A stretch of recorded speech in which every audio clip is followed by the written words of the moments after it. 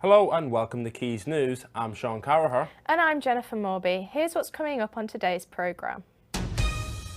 I look into Salford's art scene. How you can get involved and raise money this Red Nose Day. And I'm live in Media City about the ongoing return to university.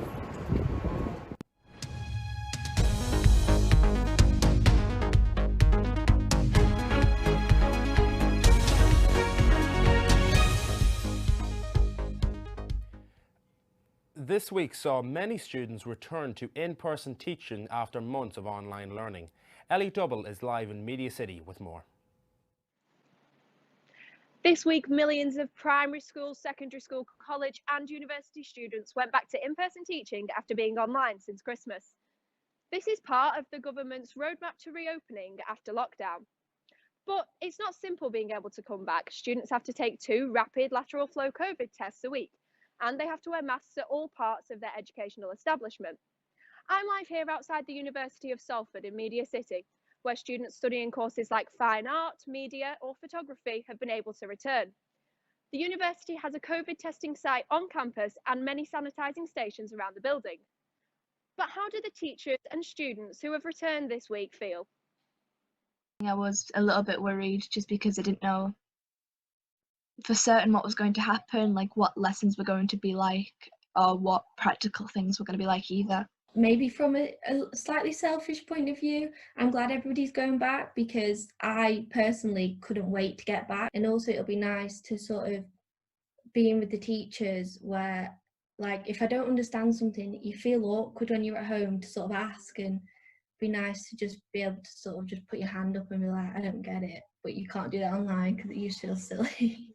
I think for people our age and younger years, I think it is all to do with the social side. I think the big thing on mental health as well. I think without that going back now, it'll affect a lot more people. I think the students have adapted to it really well, but I know chatting to my colleagues, there is quite a lot of concern really amongst us going back, but a lot of people have said it's refreshing to be back in the routine of back to school. I've noticed the quieter students aren't answering questions because teachers can't hear them. Would you say there's been a worse bit about being back? Probably just the fear, the fact that, you know, teachers haven't been prioritised in the vaccine list. Well, I think we could all do with some lighter news. So here is our segment of happy news this week. Salford's creative community has been heavily hindered since the pandemic began. I spoke to some local artists about the return of live art. Like most industries, COVID has affected the art community's ability to host gallery openings or events. In the past year, the idea of seeing an art show went from going to a live gallery showing to re-watching old Bob Ross episodes online. But with the new UK roadmap out of lockdown announced, Manchester's creative scene is ready to jump back into their work as soon as possible. Cotton On Manchester strives to support the city's artists with galleries, workshops, talks, events and more. Their founder, Domino, spoke to me about the project's first art case showing since the pandemic began. There wasn't a hub website to promote Manchester's art scene. That's what I created. We had this huge kind of mixed art event. It was called the Art All Dayer. We had an exhibition and workshops all lined up in this kind of multi-faceted event. Everything was ready to go, and then lockdown came in. So that has been postponed and postponed again. Got an open call live now. There's just over 2 weeks left to apply. And we are asking all Greater Manchester-based artists to submit their work. So we want a huge mix. We want students, we want hobbyists, professionals and everyone in between. It's going to be at Saul Hay Fine Art Gallery, which is in Castlefield. With limited travel during the pandemic, it's forced one Salford artist to reconsider his approach to his work. Philip Westcott has found difficulty drawing or painting landscapes since the pandemic began without the ability to travel for inspiration. This has forced him to lean more into the people side of artwork, focusing more on people, more specifically Salford citizens, and their stories throughout the pandemic. So I started capturing scenes. Coming onto the pandemic book, I mean, normally I'd sit in a cafe sketching behind the menu or on a bench somewhere sketching, and obviously you can't do that now. So I started capturing scenes of local people. I do very quick sketches. They only take a couple of days. So it's changed my working method. Sean Carr, Quays News, Salford. A group of young DJs from Manchester presented a virtual 12-hour set to raise money for charities that help fund meals for children across the country. Molly Haddock found out more. Missing this? With clubs still closed till step 4, a group of young DJs presented an alternative. A 12-hour stay home and dance live stream, with all proceedings going to FareShare, a charity that distributes meals to school children up and down the country. Inspired by a viral photograph taken of the government's £30 food packages, DJ Brona O'Connor decided to take action. The idea when the £30 food packages came out that were valued at about £3, and I just thought it was absolutely disgusting, because we shouldn't have to, normal people shouldn't have to feed the country, but this is where we are, so I wanted to do something with that anyway. And then I also thought, do you know what, I know loads of DJs who are so talented, and I thought, instead of just raising money in the way that everyone does, doing a run or something like that, they're obviously really good ideas, but I just thought, why not do something a bit different and shake up everyone's lockdown as well. Everyone's quite bored, so it was kind of a fun way to raise money too. The live stream was hosted on the Instagram charity page Pay It Forward, hoping to attract an audience on behalf of FareShare, as the charity is playing a crucial role for children during this pandemic. The money that they get works towards hiring the volunteers and the people who kind of do the work to get the food from place to place, or turn the food into meals, working in food banks and things like that. The total raised was £1,431, which exceeded the initial goal and provided 5,884 meals. With lockdown continuing on, events like this benefit communities and help get the nation dancing again through these difficult times. Molly Haddock, Quays News. So Jen, do you have anything planned for Mother's Day this year? I'm not sure really, probably get some flowers. Maybe we would have something more fun to do if life was a bit more normal. If you are stuck for something to do this Mother's Day, Loaven Fishers have teamed up with the Friends of Peel Park in an aim to gather non-perishable foods for the homeless. Matthew Spink has more. Salford Loaves and Fishers is a registered charity which brings together a wealth of experience and expertise in working with the homeless and vulnerable. On Sunday the 14th, they are planning on teaming up with the Friends of Peel Park organisation and plan on hosting a social distance food bank collection in Peel Park down at the bottom of the Maxwell building. Between 10:30 a.m. and 1:30 p.m, the team are looking to collect a series of non-perishable goods that can be donated and handed out to those that have been struggling with homelessness and general vulnerability due to the coronavirus pandemic. David Marsden is the secretary of the Friends of Peel Park and a volunteer ranger. He set up this event and spoke to me about the importance of the food donation. The idea is on this Sunday we will have this socially distanced point where people come and leave the donations. It's ideal because it's a day when a lot of these people will be in the park anyway, because the park's so busy at the weekends. So it allows the community to contribute to something. We feel we're helping, and just feel it's a good thing to do. You mentioned the success rate. Do you have a set target, or are you purely just trying to hope?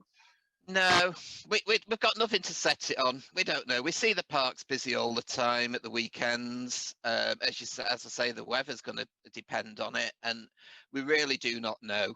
As I said to the park warden, my plan is that you come to your office on a Monday and you can't move the pot noodles.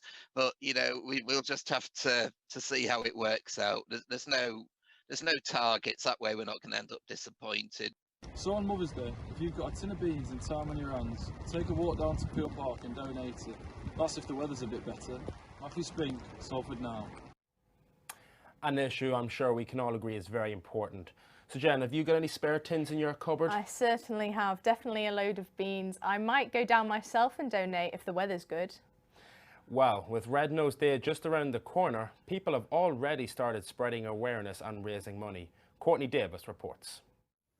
After a year of donating and fundraising, with many contributing to Captain Sir Tom Moore or getting involved in 5 for 5, others have gotten their fundraising kits for Red Nose Day on the 19th of March and gone out to do their part. I've been lucky enough to continue work and change careers throughout the pandemic, and there's a lot of people that haven't been that lucky. And I think if there was a year when it was kind of needed that we all sort of pull together and do a little bit, then it was probably this year. Daniel decided to walk 15 miles from Rochdale to Manchester for work on the 9th of March, setting off at 5 a.m. to start his shift at 10 a.m. to raise money for Red Nose Day. And as a joke, I was like, oh yeah, I'll walk to work one morning just before work. I'll set off about 5 a.m. and I'll get there for about 10 a.m. And then someone threw 20 quid into the donation pot. I was like, yeah, it's a great idea. I was like, Now I'm walking down Rochdale Canal at 5 o'clock in the morning to get to Manchester for work. But this year, Red Nose Day is encouraging people to share a smile by downloading their template, writing down your favourite joke, popping it in your window and sharing it across social media. Here's some people virtually sharing a smile. My boyfriend has begged me to stop making police-related jokes. I said, all right, I'll give it a rest. A man walks into a pet shop and he says to the owner, I'd like to buy a blue bottle, please. The pet shop owner says, a blue bottle? We don't sell blue bottles. And the guy says, well, you've got one in the window. Charities Aid Foundation found that people were donating £800 million more in 2020 compared to the same period in 2019. Do you think charity donations have increased this year? I think so, because we're a bit more aware of it, aren't we? Because we're stuck indoors, and instead of going out and spending all our money on ourselves, we've kind of stepped back and thought, look, everyone else actually does need it in this life. If you can't donate this year, don't forget to share a smile. Courtney Davis, Quays News, Manchester. Well, Sean, have you got any good jokes you can share with people? No, I'm sorry, but I'm sure this next story will put a smile on your face just as well. A Salford poet by the name of Jerry Benny has set up a self-help express mail service for local children to swap letters with elderly people in care homes. The letterbox can be found in Bootstown at the Coal and Cotton pub for anybody to participate in the swap. Annie Mae Walker reports. I'm a jailbird, me. A repeat offender. I've been banged up. This poet has gone from performing on stage to posting letters around Salford to raise spirits during lockdown. I've been overwhelmed with how many people have wanted to get in touch and get involved. Usually people drop off in the letterbox and then I just spread, go and deliver locally, like a poetry postwoman. Local brownies and care homes swap artwork and letters to bridge the generational gap. So here is my self-express mailbox.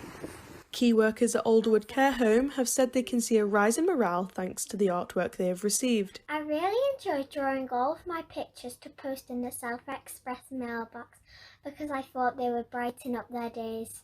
After lockdown, Jenny hopes to put self-express mail all across Salford in an attempt to get children and older generations talking to support mental health. Some of them reply with old terminology, from their memories, and it's just amazing what it does. And then they bring it to a young child from now who's talking about iPads, and it's bringing back pen pals in a way. The postbox also serves as a way to tackle loneliness during the lockdown, with guests being able to share their stories with local children. Due to COVID-19, family visits have been prohibited, adding to an already existing issue of loneliness among the elderly.